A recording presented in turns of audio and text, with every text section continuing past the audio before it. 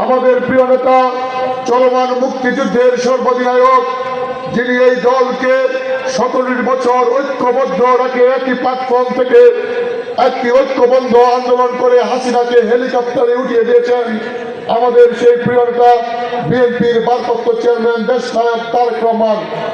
আমি শ্রদ্ধা করে স্মরণ করি আমাদের আদর্শের জনক, যিনি বাংলাদেশের স্বাধীনতার সঙ্গে বাংলাদেশের মানচিত্রের সঙ্গে যার নাম জড়িত, যিনি এই বাংলাদেশ সৃষ্টির পিছনে যিনি নিজের জীবন বাজি রেখেছেন, আমাদের আদর্শের জনক শহীদ রাষ্ট্রপতি জিয়াউর রহমানকে আমি শ্রদ্ধা করে স্মরণ করি। চলমান 17 বছর এই গণতন্ত্র প্রতিষ্ঠার আন্দোলনে যারা জীবন দিয়ে শহীদ হয়েছেন, যারা এই গণতন্ত্র আন্দোলনে আমাদের যে সকল সহযোগীরা প্রাণ দিয়েছেন, গুম হয়েছেন, আজকের এই সভা থেকে তাদেরকে শ্রদ্ধা করে স্মরণ করি।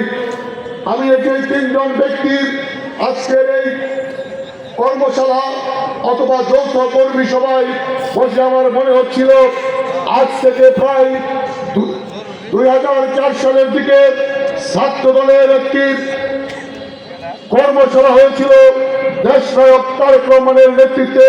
সেই কর্মশালায় আজকের অনুষ্ঠানের সভাপতি, আজকের অনুষ্ঠানের প্রধানমন্ত্রী এবং স্বেচ্ছাসেবক দলের সিনিয়র সহসভাপতি ইয়াসান আলীর সঙ্গে আবারও থাকবার সুযোগ হয়েছিল।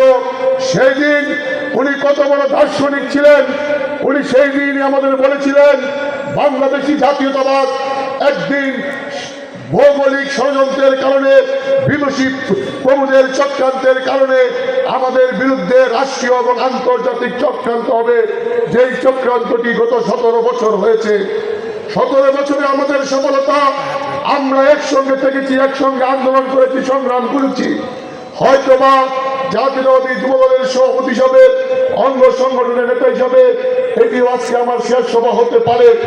তাই আপনাদের কাছে যারা কেন্দ্রীয় নেতৃবৃন্দ আছেন, আমার 2-3টি পরামর্শ আপনাদের কাছে বিনয়ের সহিত রাখতে চাই। দলের ভিতরে আমরা বিগত দিনে অনেকেই মামলা কেটেছেন, জেল কেটেছেন। 28 অক্টোবরের পরে এই দলের যখন আন্দোলনের ফাইনাল খেলা শুরু হয়েছে, আমার আগে 2জন বক্তা বলে গিয়েছেন, দয়া করে আপনাদের কাছে আমাদের চাওয়া, লোকাল রাজনীতিতে যারা করে অঙ্গ সংগঠন, তাদের যারা কাজ করে তারা অনেকেই ঢাকা চিনে না, ঢাকায় নেতাদের বাড়িঘর চিনে না। যারা কাজ না করে তারা ঢাকার নেতাদের বাড়ির ঠিকানা খুঁজে, নেতার আশপাশকে থাকে তাদেরকে খুঁজে। আর যারা কাজ করে তারা রাগ করে ঘরে বসে থাকে, আমি তো কাজ করেছি, দলই আমাকে পদ দিবে।